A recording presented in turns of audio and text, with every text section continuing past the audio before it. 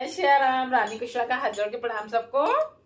और मेरे साथ साथ आप सब पर भी श्री रामचंद्र जी की कृपा होनी चाहिए, ऐसी मेरी हाथ जोड़ के मेरे राम जी के चरणों में विनती है कि मेरे साथ साथ आप सब पर भी कृपा करें। मैं आ गई हूँ श्री रामचरितमानस लेके अर्थ सहित, जिसमें कि मैं कोई दोहा नहीं छोड़ रही हूँ, कोई चौपाई नहीं छोड़ रही हूँ। एक एक शब्द आपको मैं रामायण का सुना रही हूँ ना। रामायण का मैं आपको सुना रही हूँ। सुनने से और सुनाने से सभी जानते हैं कि राम जी कितनी कृपा करते हैं, बहुत कृपा करते हैं। श्री रामचंद्र जी हमारे ऊपर बहुत कृपा करते हैं। जब हम कथा को सुनते हैं, दूसरों को सुनाते हैं, तो क्यों नहीं करेंगे? क्योंकि चाहे हम कैसे भी भक्ति में तो घुस रहे हैं, चाहे कथा के द्वारा, चाहे वैसे नाम जाप करने के द्वारा या पूजा पाठ करने के द्वारा भक्ति में घुसे। हम अपना मन भक्ति में लगाएं और उनके ऊपर छोड़ दें कि जो भी कुछ है भगवान आप ही संभालो, आप ही देखो। बस ये बोलना है, भगवान आपका काम है, आप ही समझो क्या करना है, कैसे करना है। मैं तो सिर्फ, मुझे तो नाम जाप करने से मतलब है या पाठ वगैरह पढ़ने से मतलब है। फिर आप समझो, आपका काम समझे, फिर देखो भगवान जी कितनी कृपा करते हैं। हमेशा मन उनके चरणों में लगा के रखना चाहिए। बस ऐसे काम करते रहते, बस मन को चरणों में ले जाओ। श्री रामचंद्र जी हमारे ऊपर कृपा कीजिए, जो गलती हो रही है मेरे से वो क्षमा कीजिए।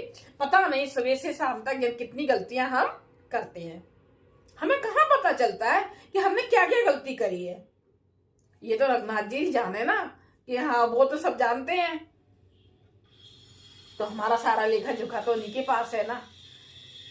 तो बस उनसे क्षमा मांगते रहो हर समय, क्षमा कीजिए जो हम इतनी गलतियां कर रहे हैं। बस अपने आप को छोटा से छोटा बताते रहो, छोटे से छोटा। हम अज्ञानी हैं, पापी हैं, कपटी हैं, छपटी हैं, जो भी है, जितना बुरा अपने आप को बोल सके श्री रामचंद्र जी के सामने बोलो। बस हमें कुछ नहीं आता है, कान पकड़ के क्षमा मांग रहे हैं, प्रभु हमें क्षमा कीजिए। जैसे भी हम उल्टा सीधा नाम लें उसे स्वीकार कीजिए। इस तरीके से अपने आप को बताना चाहिए। बस चले, हम आ गए थे 158 अयोध्या कांड के 158 दोहे पर। उससे आगे आप सबको अगर अच्छा लगे तो जरूर शेयर कीजिए, लाइक कीजिए, कमेंट्स कीजिए, सब्सक्राइब कीजिए। रानी कुशवा आपके सामने रामचरितमानस लेके एक एक अर्थ, एक एक शब्द के अर्थ बता रही हूँ। अच्छा, शुरू करने से पहले हमें कीर्तन करना बहुत जरूरी होता है, क्योंकि हमने श्री रामचरितमानस में शुरू में ये बात पढ़ी है कि कोई भी कथा करो तो तालियां बजा बजा के कीर्तन जरूर करो। जय श्री राम। चले कीर्तन करें।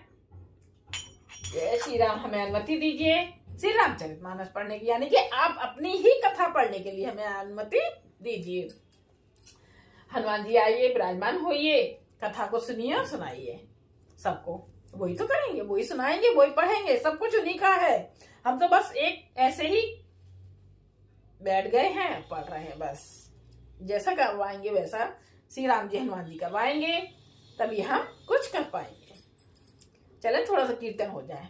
हरे राम राम राम हरे हरे, हरे कृष्ण कृष्ण कृष्ण हरे हरे, हरे राम राम राम हरे हरे, हरे कृष्ण कृष्ण कृष्ण हरे हरे, राम राम हरे हरे, हरे कृष्ण कृष्ण कृष्ण हरे हरे, हरे राम राम राम हरे हरे, हरे कृष्ण कृष्ण कृष्ण हरे हरे।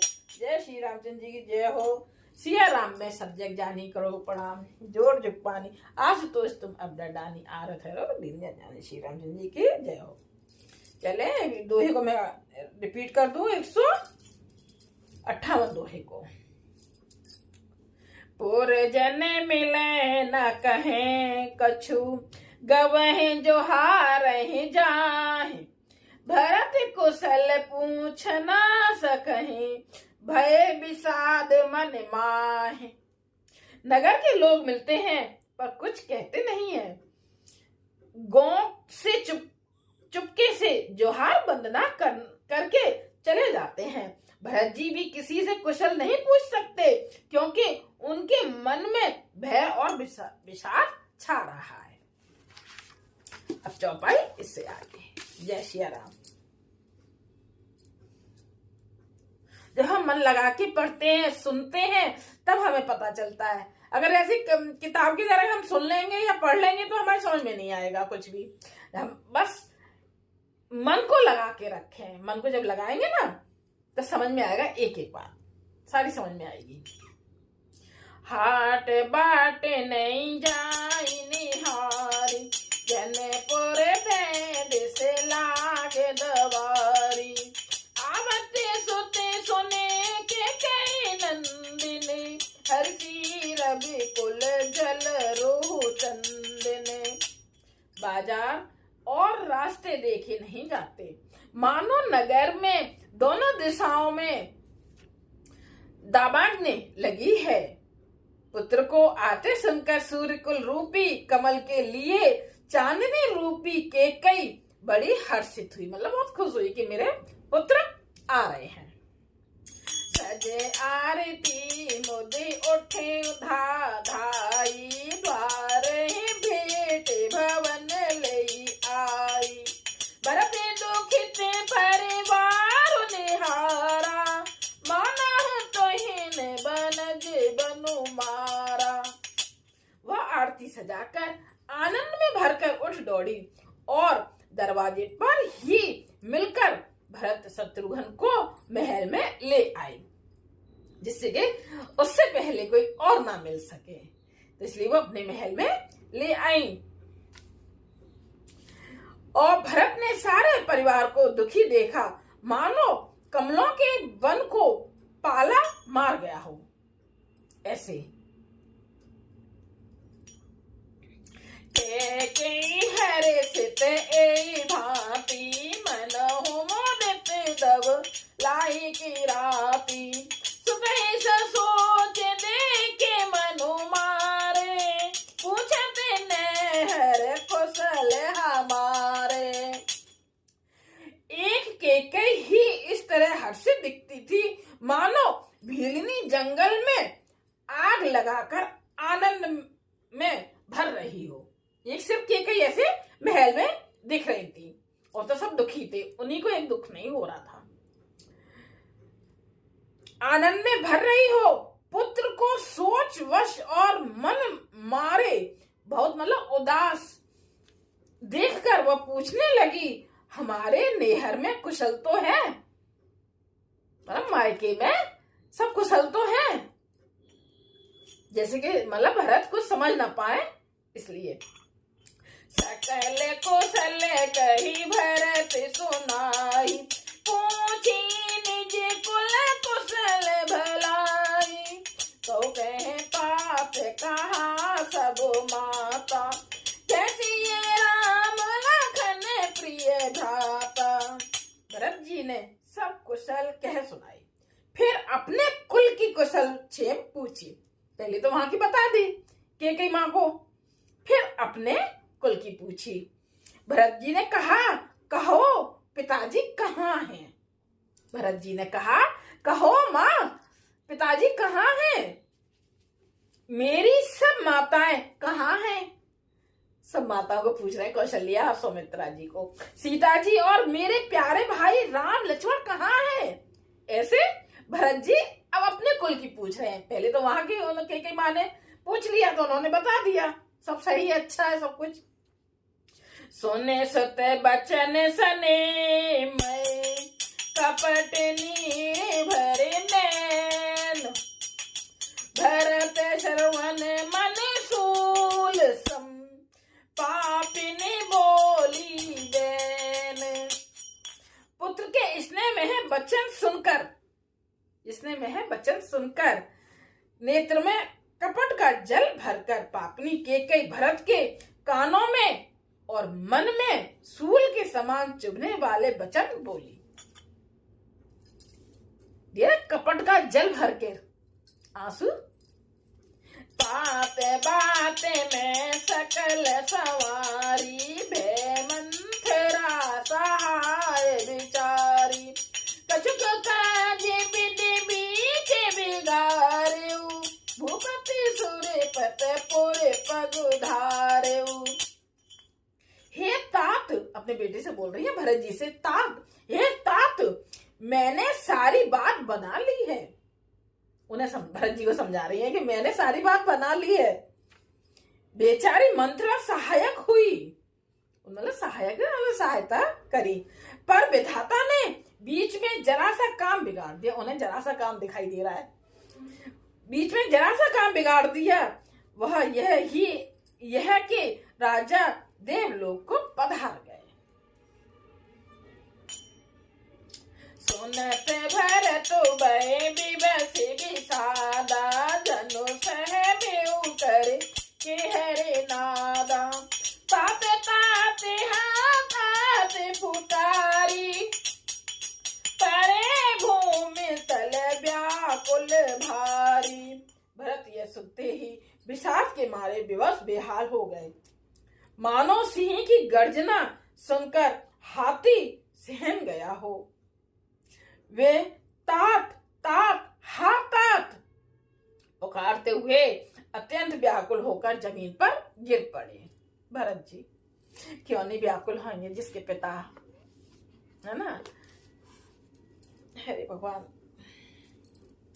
चलत न देख न पायो तो ही तात न राम है सापे हूँ मोही बहुरी धीरे धरे उठे सवारी कौपी तो मरन है तुम्हें तारी। और विलाप करने लगे कि हे तात, मैं आपको सुरग के लिए चलते समय देख भी ना सका। भरत जी रो रहे हैं, विलाप कर रहे हैं कि हे तात, मैं आपको, जब आप सुरग जा रहे हो तो मैं आपको देख ही ना सका। हाय, आप मुझे श्री राम जी को सौंप भी नहीं गए। और फिर धीरज धरकर वे संभल कर उठे और बोले, माता, पिता के मरने का कारण तो बताओ। भरत जी ने कैसे पूछा है कि माता, पिताजी के मरने का कारण तो बताओ। सुने सुते बचन कहते के कई मरम पाछ जनो माहुर देही आदि होते सब आपने करनी कुठल कठोर मोदते मन भरनी। पुत्र का वचन सुनकर केकई कहने लगी, मानो मर्म स्थान को पाच कर, यानी कि चाकू से चीर कर उसमें जहर भर रही हो। कुटिल और कठोर केकई ने अपने सब करनी शुरू से आखिर तक बड़े प्रसन्न मन से सुना दी। बहुत खुश हो के सारी बातें सुना दी। वो सोच रही कि ये सारी बातें सुनकर भरत जी खुश हो जाएंगे कि चलो अच्छा किया कि राजगद्दी मुझे मिलेगी, मैं राजा बनूंगा। पर लेकिन नहीं, भरत जी तो गुस्सा हो, कितना गुस्से में, बहुत नाराज हुए, अपने केकई माँ से बोले तक नहीं है। फिर सब कुछ उन्हें केकई माँ से सब कुछ त्याग दिया था। भरे तही बिसरे पितु मरन सुनते राम बन गौन हे तू अपन पौ जान जिया थकेत रहे धर्मोन। श्री रामचंद्र जी का वन जाना सुनकर भरत जी को पिता का मरण भूल गया और हृदय में इस सारे अनर्थ का कारण अपने को ही जानकर वे मौन होकर स्तंभित रह गए, अर्थात उनकी बोली बंद हो गई और वे सन्न रह गए। जिस बात अब हम आ गए हैं 160 दोहे पर। उससे आगे कल। आप सबको कैसी मेरी कथा पढ़ना अर्थ सहित लग रहा है, जरूर कमेंट्स कीजिए, लाइक कीजिए, सब्सक्राइब कीजिए, शेयर कीजिए। जय श्री राम। रानी विश्वा का सबको हाथ जोड़ के प्रणाम। जय श्री राम।